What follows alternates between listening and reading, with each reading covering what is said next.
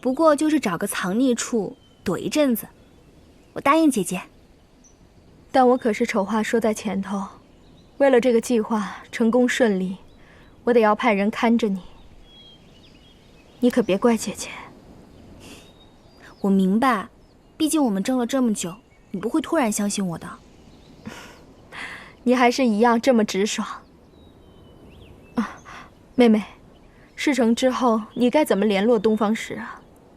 哦，我怀中有一支响箭，事成之后会在徐州城南放出，东方石就会以为我们计划成功。叛军围城了，全城戒备！全城戒备！叛军围城了，全城戒备！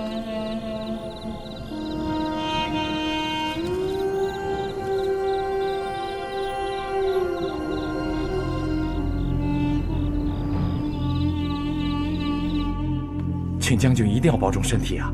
这徐州城的百姓都依靠您来保护呢。不必担心，我睡一会儿，1个时辰后叫醒我。那小人为将军去准备一些吃食来。不用了，你先下去吧。诺。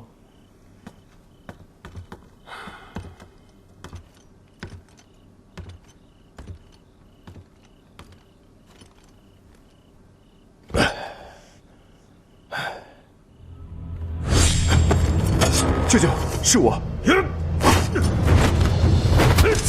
不能下当。陈玉，你这个临阵脱逃的叛徒，还敢带人出现在我的面前！来，舅舅，且听我一言，再决定是否要叫人来抓我。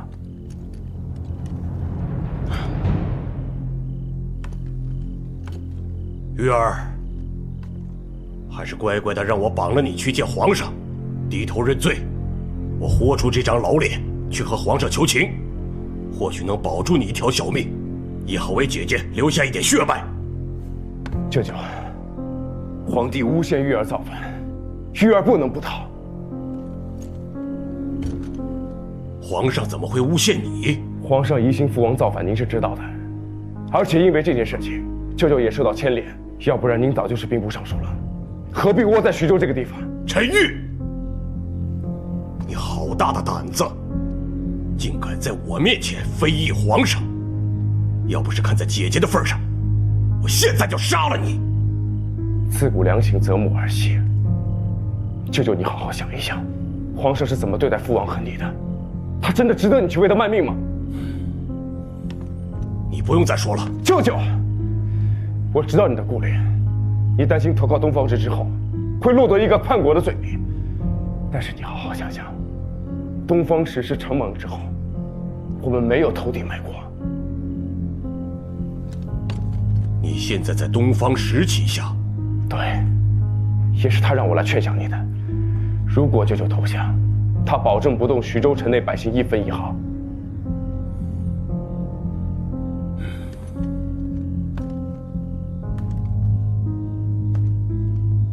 而且等他日东方石登基之后，兵部尚书一职就是舅舅你的。如果能保证不伤及城内的百姓，我可以考虑一下。舅舅答应了。降城是件大事，我不可能这么快答复你。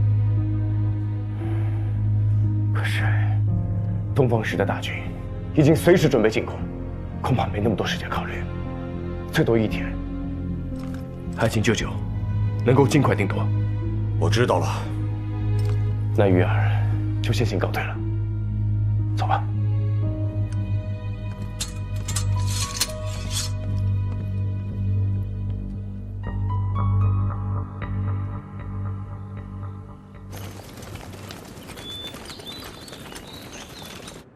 你们3个安然无恙的回来，看来事情进展得很顺利。长宽不可能那么轻易的答应，而且降城一事，他还需要跟手下交代，所以需要时间考虑。另外，我已经许诺给了长将军，等你登基之后，兵部尚书一职要给他。你倒是大方，替我许出一个这么大的官位。不过他倒是担得起。他需要多久时间考虑？ 1天之内。好，就给他1天。如果能够兵不血刃地占领徐州，你们3位功不可没，本王不会亏待你们的。谢殿下。陈将军，你立了功，为何还看起来这么不高兴呢？属下只是奉命行事，没有什么值得高兴和不高兴的事情。殿下若没有其他事情交给属下，末将先行告退，不耽误殿下研究军情。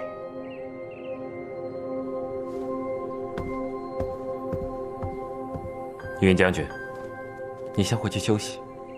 末将告退。你留下。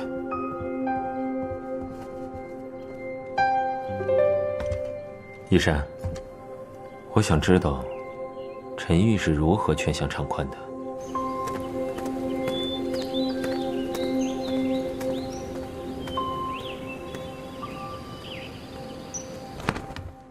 少爷，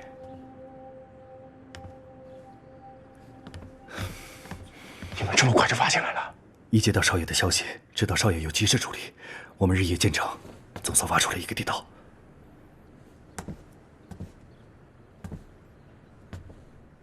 我还要去找我舅舅说明情况，你帮我在这里看着。如果遇到什么异常，无需问告，立即撤退。诺。哈哈哈哈哈！啊，原来一切都是你和皇上的计谋，难怪皇上会把这么重要的私印给你。幸亏舅舅反应迅速，愿意陪玉儿演这出戏。姐夫我不知道，但是你，我是从小看着长大的，我相信你的品性，所以才会故意顺着你的话说。这么看来，皇上那边暂时不用担忧了。只是玉儿，降城一事事关重大，你可有十足的把握对付东方石？虽然这事有些仓促，但是我想的对策，应该可以一试。飞云堡的云狼，还有那个林丹沙，可值得相信？林丹沙的父亲是被萧九凤所杀，飞云堡也被萧九凤所逼迫，二人都身遭到报仇，我觉得可信。好，只要玉儿觉得可信，那舅舅也相信他们。徐州之战，皇上寄予厚望，我们一定要打赢这场仗。多谢舅舅，愿意相信玉儿。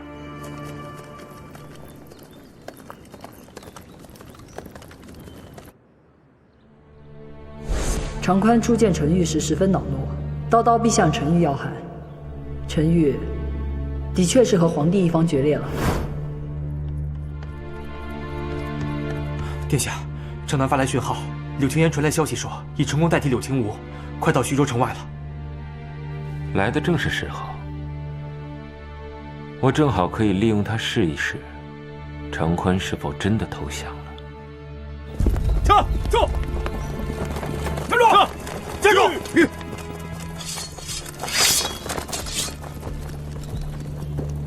大胆，竟敢冒犯清妃娘娘！我们乃长将军麾下，抓住他们！怎么回事啊？娘娘。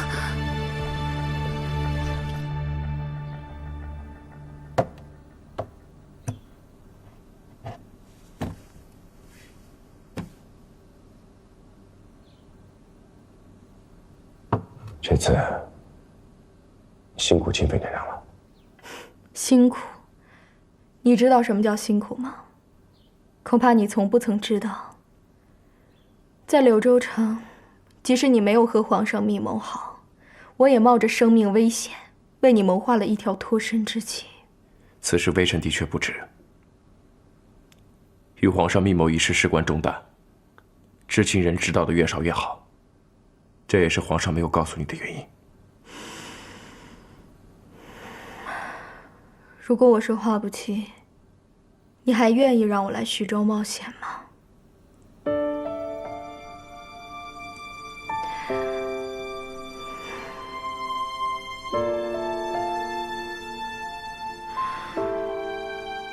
陈玉，我要谢谢你让我得到皇上的信任和赏赐。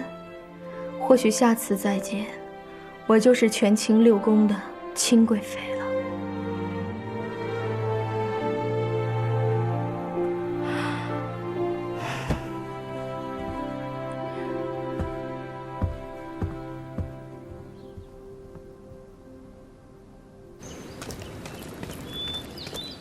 禀告殿下，长宽派特使来，表示愿意投降，而且据城内的探子传来的消息，长宽把柳青梧抓了，要交给殿下。看来他是真的投降了。传令给陈玉，让他与我一同去接受长宽投降。诺。哼。玉。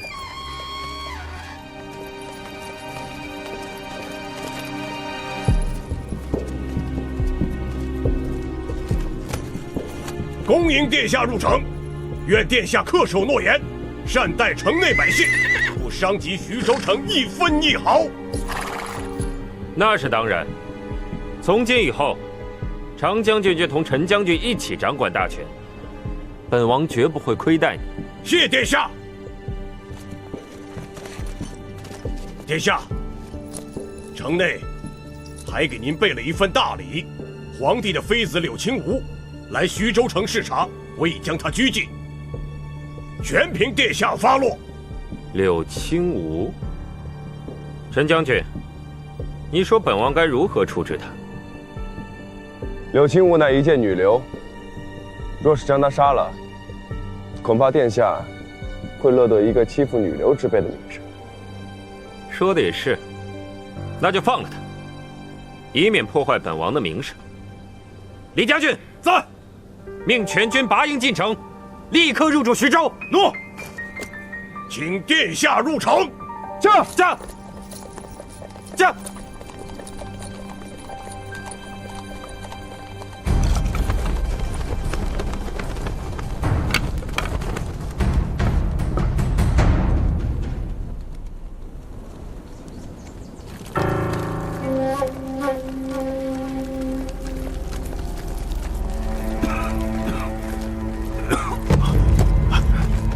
来人，快推车！哎，快！这瘟疫传播的也太快了吧！将近1半的人都感染了瘟疫。哎，我说，明天咱们的人会不会都得了瘟疫，连战场都不用上就死在这儿了？啊！废什么话！走吧。来，把药喝了。殿下，您身体要紧，您还是别进去了。让开！为什么都过了这么久，还没有查出什么引发的瘟疫？为什么没给吃药方？回殿下，疫情是从长将军的士兵开始蔓延的。发现疫情以后，我便按殿下的吩咐，将长将军的士兵进行隔离，并优先照顾咱们自己人。可无奈，感染的人数太多，疫情蔓延的实在太快了。没事，没事。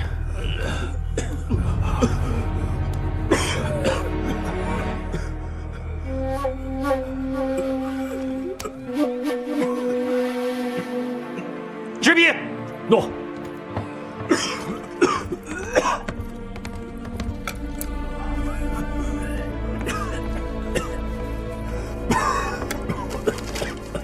你和慕容飞带兵大量采购这些药材，店家不卖，就去抢来。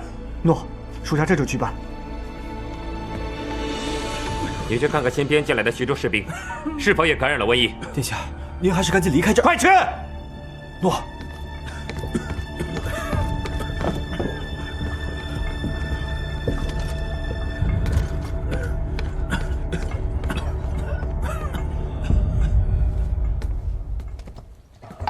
丹上妹妹，哎，林大哥，来，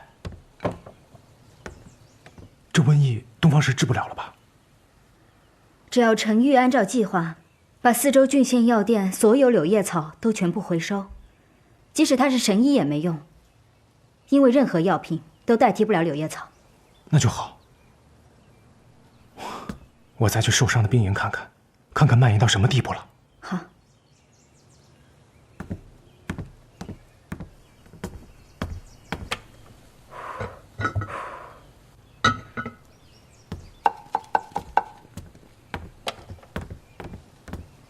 哎，大哥不是去取药吗？购买药物的事情，我已让莫公子先去了。啊，小梅，这瘟疫的事情，大哥一直觉得有些蹊跷。你跟大哥说实话，是不是你下的毒？哎呀，大哥，萧九凤又不在这里，我为什么下毒害全军士兵？你想多了。小妹啊，大哥现在已经成为了行军当中的军医，这云郎也当上了军中的将军。他们若是造反成功的话，那可就是开国大将啊，咱们也会沾光不少的。大哥，到底想说什么呀？当时咱们的父亲为了摆脱明月山庄的控制，将花不弃交给莫公子带回京城，咱们药灵庄才会遭此大难。大哥不想再重蹈覆辙啊。不是啊，大哥，你不想为爹报仇吗？小妹啊，咱们现在的生活不是挺好的吗？我相信就是父亲的在天之灵，也希望咱们这样，你又何必？我觉得你就是个贪生怕死的人。是，我是贪生怕死的人，可是我为了咱们能活得好好的，难道我有错吗？哥，我也实话告诉你，我已经把事先准备好的解药都交给了常将军，这个仇你不报，我报。你去过你的荣华富贵生活，我不会牵连到你。你要清楚，我们是兄妹，你若是计划失败的话，我能不受牵连吗？小妹，听大哥一句劝，这萧九凤的势力太大，你们斗不过他的。从小到大我都听你的，这件事情我不会。小妹，你别再说了，你如果再说的话，我没有你这个大哥。我知道我现在说什么你都听不进去了，也罢，我先追上莫公子去购买药材，你也冷静一下。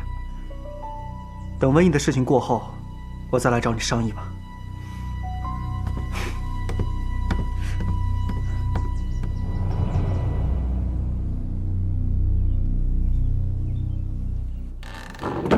少爷，确定补气位置了吗？已经确定了。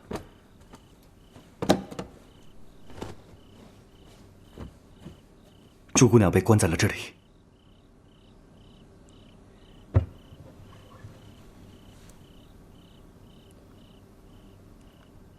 经过瘟疫一事，东方石的士兵死了不少，常将军也准备好了，明日午时就会攻打东方石。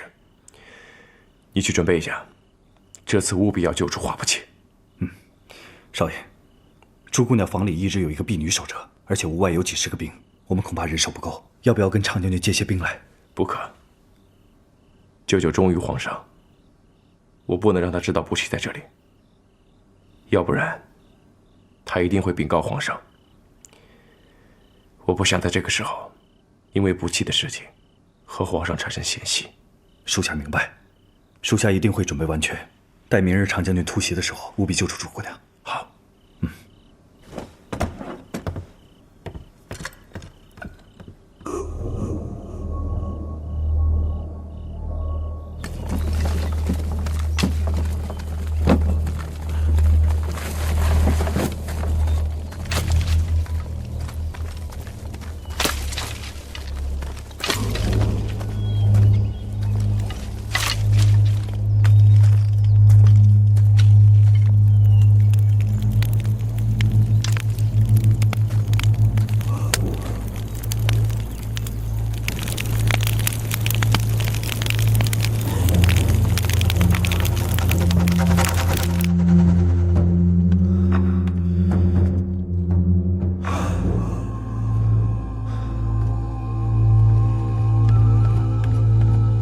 殿下，殿下，情况怎么样？殿下，整个徐州城都没有柳叶草，属下加急赶往周边的郡县也都没有。现在已经超过半数的士兵得了瘟疫，病死的士兵也达到数万。为了防止疫病蔓延，属下已经命人将尸体进行分批焚烧掩埋。没有柳叶草？柳叶草只是一种普通药材，怎么会没有？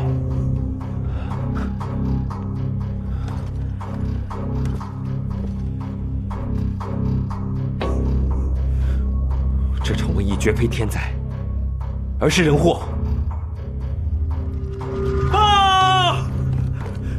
殿下，长关手下士兵趁我军防卫不备，突袭兵营。诺。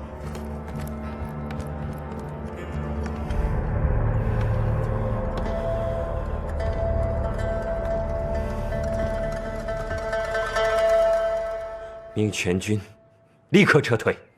诺。去找朱丫头。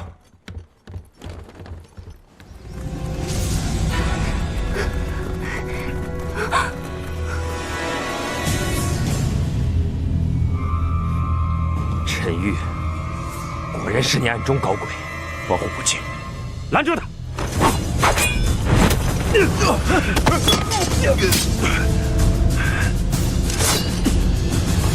少爷，陈玉，走啊！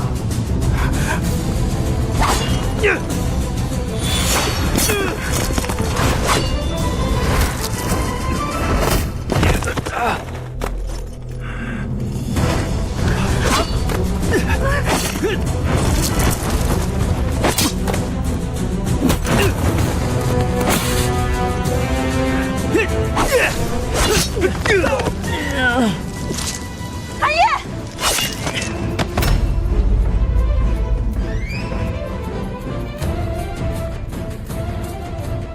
大哥，原谅你第一次把我交给东方石，但我不会原谅你第二次。不姐，对不起了，我也是没得选择。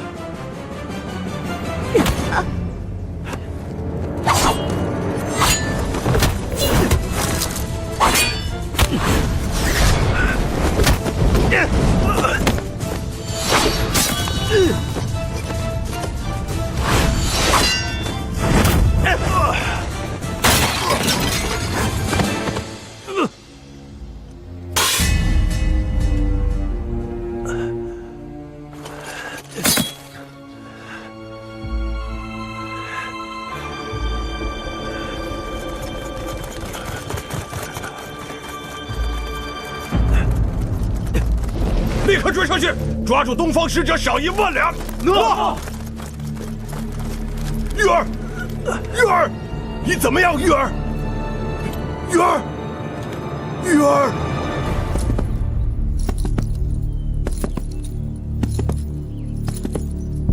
驾！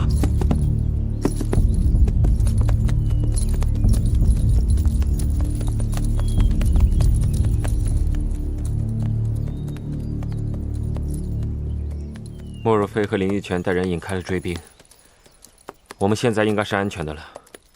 你不觉得你带着我反而是最不安全的吗？我如今战败，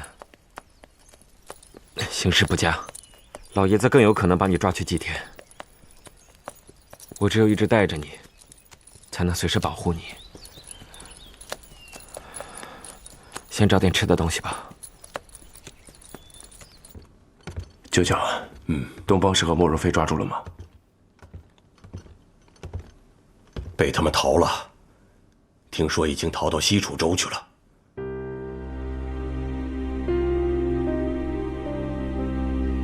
玉儿，虽然被他们逃了，你也不必太过于自责。毕竟我们这一次大胜了东方石的主力，他在徐州驻扎了20万大军，我们剿灭了8万。收编了将近10万将士，还有3座城池，他只是带了一小部分的残余势力逃走。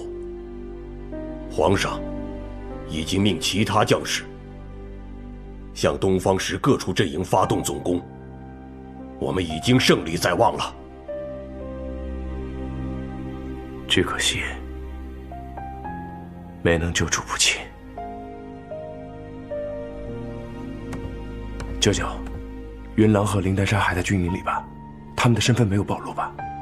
还在军营里边，东方石还不知道他们2个投靠了我们。好，麻烦舅舅了，帮我叫他们回来。好，我去喊他们。你好好休息。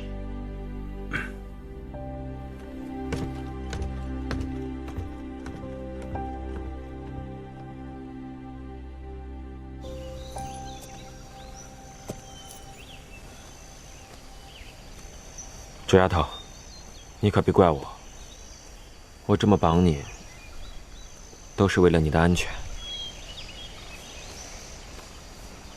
你再歇会儿，我去找吃的。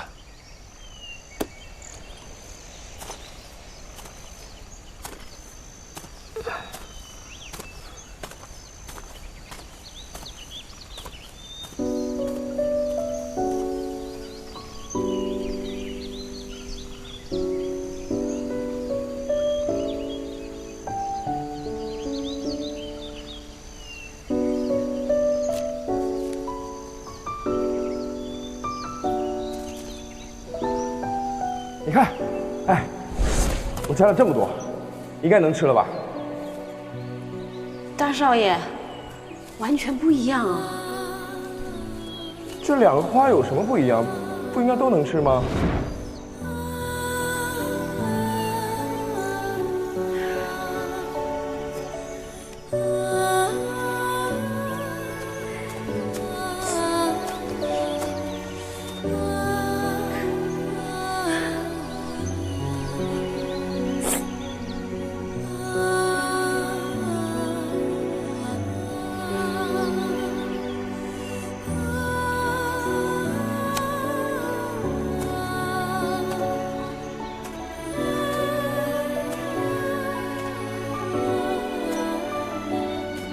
枝丫头，你看我找到什么？哇，我们有鸡肉可以吃了。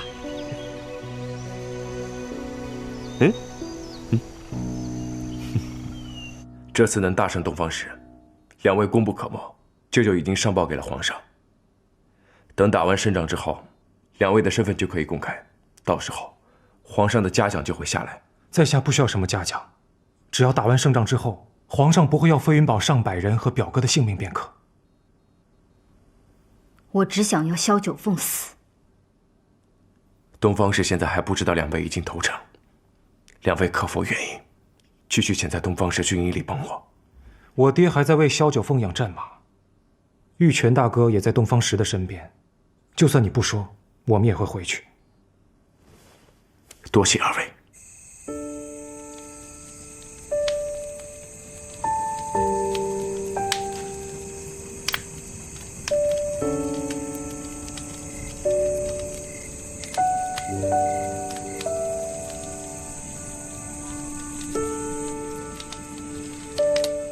枝丫头，香不香？可惜这里没有荷叶和泥巴，不然就能做叫花鸡了。你记不记得我们在醉衣台曾经说过，有机会要来比试一下，看谁做的叫花鸡更好吃一些。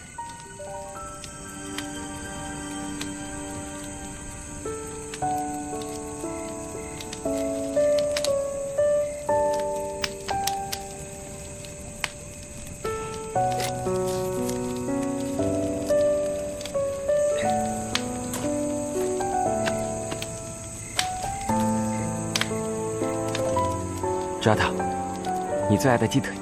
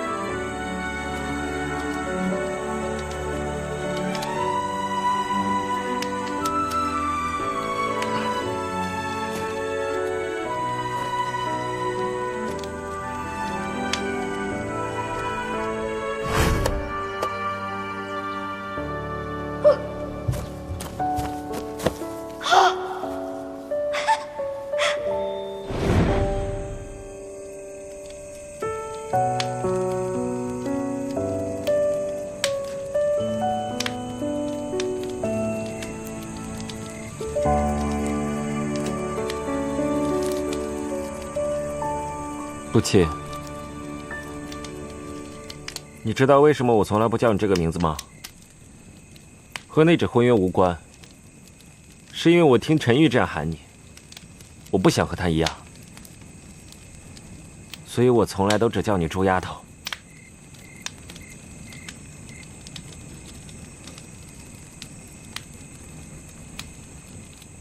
但是我真的挺喜欢你这个名字的，不气。每喊你一声，就像在和你做一次约定一样，一生不变。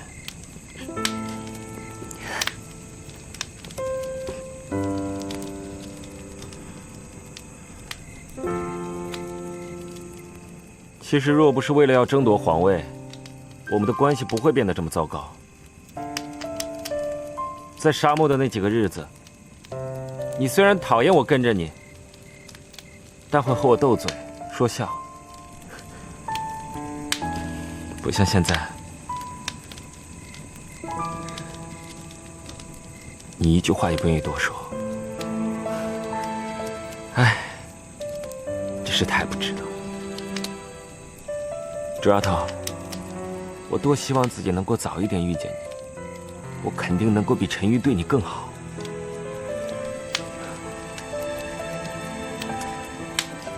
但你知道吗？我认为陈玉有一点肯定不能跟我比，他绝对没有办法像我这样，每天变心的话要哄你开心，每天对你嬉皮笑脸的。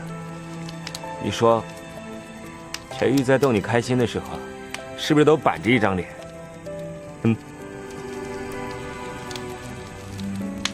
你若觉得不值，就别争这个天下。这场仗已经死太多人了，你若现在放弃，还能救很多人的性命。朱丫头，开弓没有回头箭，就算我想要放弃，老爷子也肯定不会放弃的。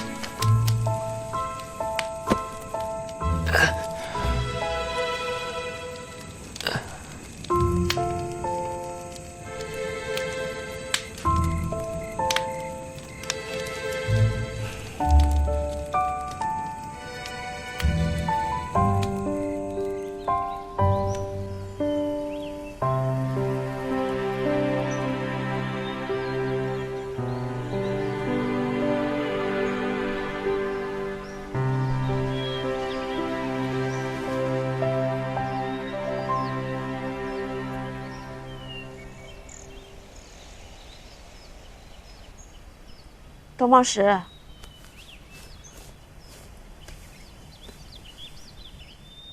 东方石，你不用试探我了。我只要在你手上，我肯定跑不了。我根本就没想要逃。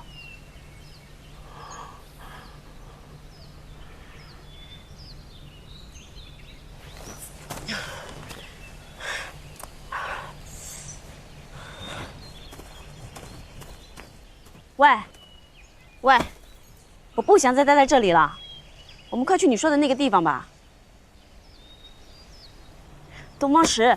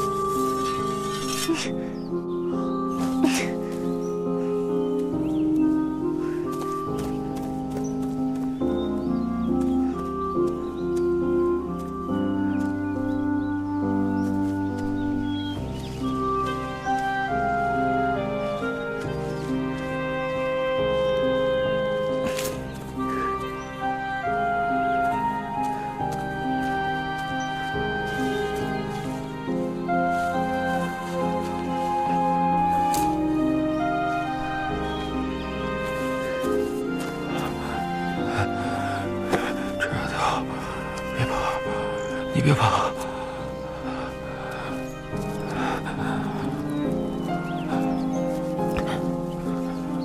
我永远不会伤害你的。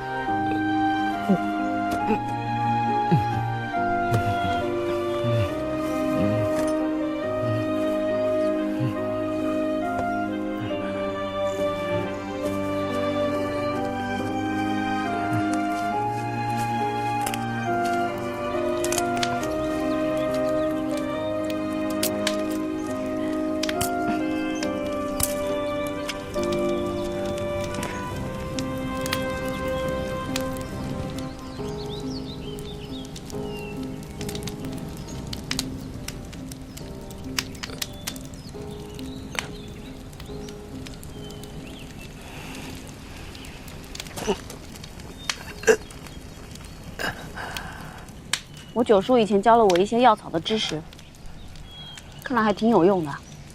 你好多了吧？好多了，谢谢你。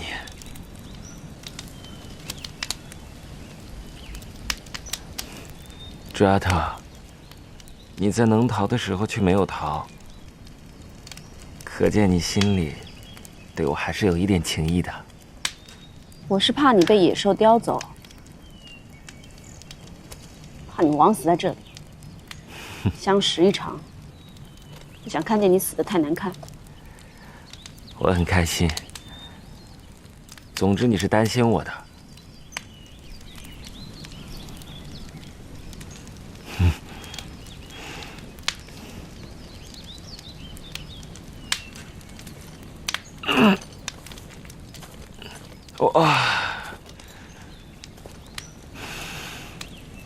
朱丫头啊，我真的服了，你烤的烤鸡竟然比我烤的还要香啊！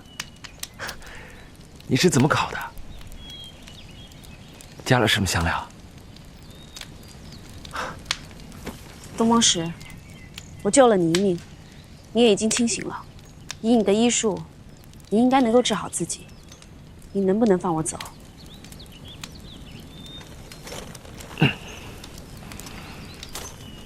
就算我现在放了你，你能逃到哪里去呢？皇帝跟老爷子一定会天涯海角的找你。朱丫头，你留在我的身边，才是最安全的。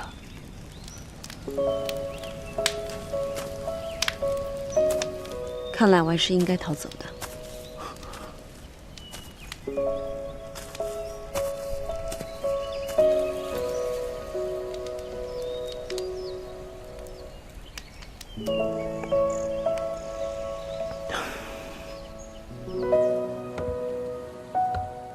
石儿那边有消息吗？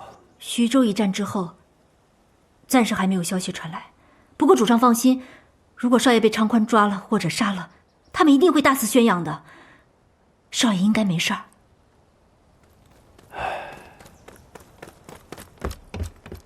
主上，我们得到碧螺天圣物和地图了。我们跟着那小六，到了一个山林深处的房子里，在那里我们找到了这两样东西。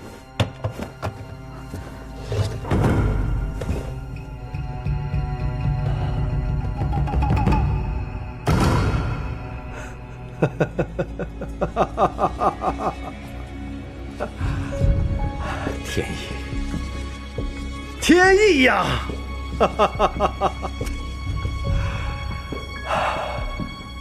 太好了，只要拿到碧螺天宝藏，我们就可以扭转战局。这一次，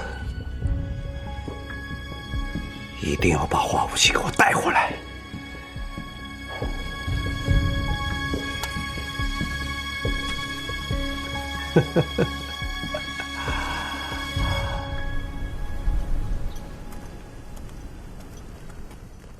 这里安全吗？因为战乱，所有人都已经逃出去了，屋子已经收拾好了。只是殿下，我们为何来到这里？我们不是更应该去找主上，商讨一下如何反击皇帝吗？本王自有打算，这个地方绝对不能告诉老爷子。要是谁敢偷偷传信给他，本王绝不轻饶。安排周丫头在哪儿休息？啊，就在前面的房间。周丫头，你连日奔波，别累坏身子了，我带你去休息。